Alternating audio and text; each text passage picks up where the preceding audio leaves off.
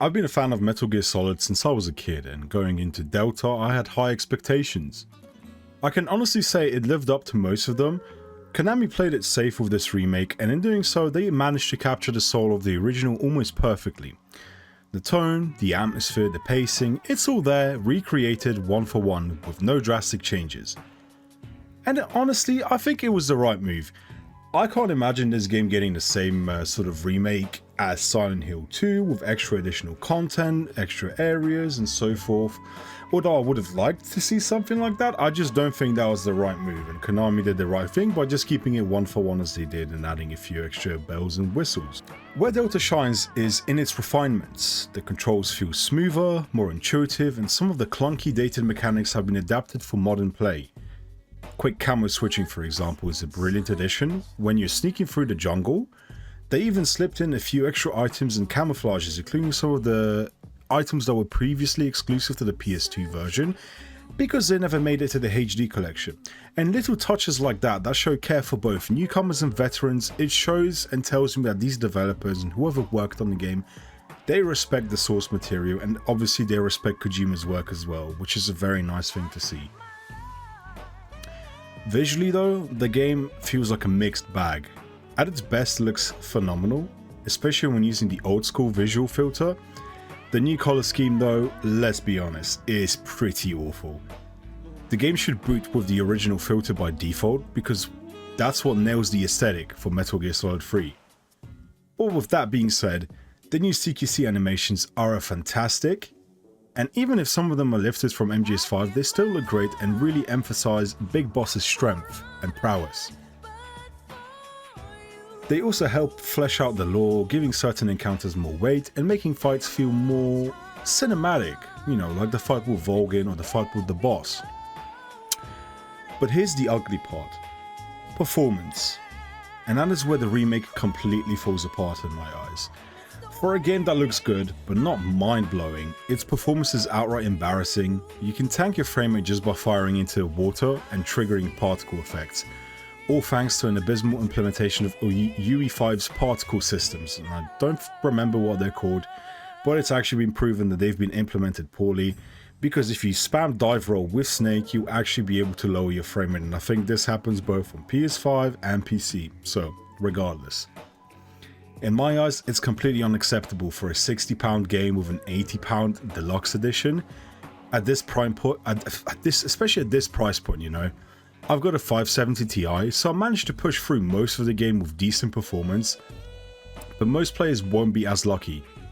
And it's a disaster in my eyes, and I honestly don't see Konami ever fixing it, or should I specifically say, I don't see Virtuous ever fixing it, because they're the masterminds that were responsible for the awful performance in the Oblivion Remastered remake? Oblivion Remastered. That game to this day still runs like shit, and it hasn't been fixed.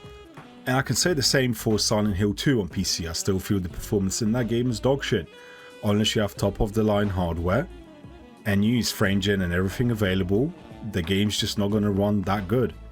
Some parts, sure, they're fine, but in my eyes, if a game doesn't run really well on a Steam Deck, like if it can't even pull at least 30 FPS, if I'm using a Steam Deck as an example for benching this, it's probably not going to run very well on PC either, unless you've got some seriously powerful hardware.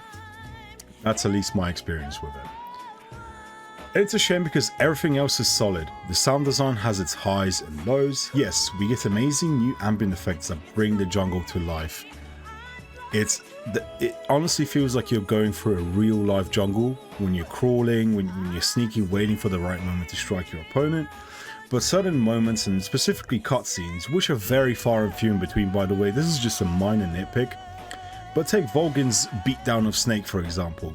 I will make him pay for hurting Ivan.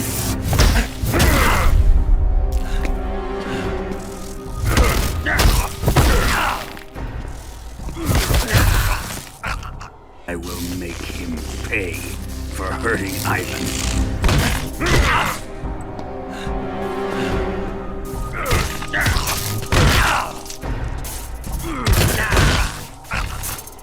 It just doesn't land with the same impact it did in the original. Sure, it sounds more modern and I guess clean, but it really doesn't emphasize the fucking ass whipping Snake received in that scene. It just doesn't have the same impact as the original, put it that way. Now, some character models too feel a little off, and this is just in a few scenes. This is just a nitpick. The boss and Oslo in particular have some odd looking moments, and the new controls, while functional, aren't perfect. The camera can get claustrophobic in tall grass, and I really wish we could just toggle back to the original perspective on the fly instead of having to reload a checkpoint. It really sucks when you're going through a tall grassy area and you kind of want to see what's all around you, but you can't without restarting the checkpoint. That really sucks ass. But these are just small nitpicks in an otherwise fairly stellar remake, I would put it. And at the end of the day, MGS Delta is a competent, faithful remake. It delivers the magic of Snake Eater for a new generation, and it's absolutely worth playing, especially for first timers. I definitely give this my stamp of approval. But the potential that it has is crippled by poor optimization and baffling technical issues. This should have been a definitive remake. Instead, it's an excellent game weighted down by performance so bad it sometimes overshadows everything it gets right. And I cannot understate that the performance in this game is awful. If you do not have a top of the line system, you'll experience awful performance and frame drops. And this will also happen on the PlayStation. I think Xbox as well. No, probably just PlayStation, PS5 Pro, and PlayStation 5. Right. So let me say that I do enjoy Delta, and I think it's a great remake. But just in case you do go and buy it, just be mindful of the performance. Everything other than the performance is more or less perfect. So that is my conclusion. And should you buy MGS 3 Delta Snake Eater? Absolutely, yeah, go for it. If you've never played the game before, and if you want to experience Metal Gear Solid 3, want to see what all the hype is about, do absolutely go for it. But be prepared for awful performance if your system's not up to snuff. And this is nothing to do with your system. It is simply because the game has not been optimized, and it doesn't seem like it's been optimized for either consoles or optimized for PCs either.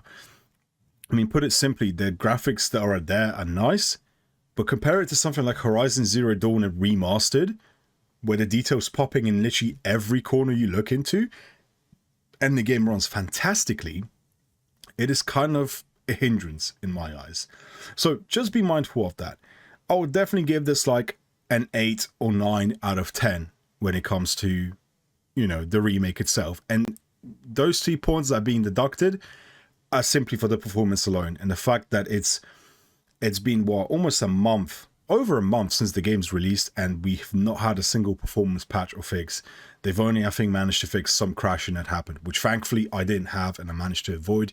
And I nearly bricked my computer while trying to upgrade it in preparation for this game. So there it is that. So yeah, thanks for watching the video, guys. And if you could show me some support by liking and subscribing, that would be great. Peace.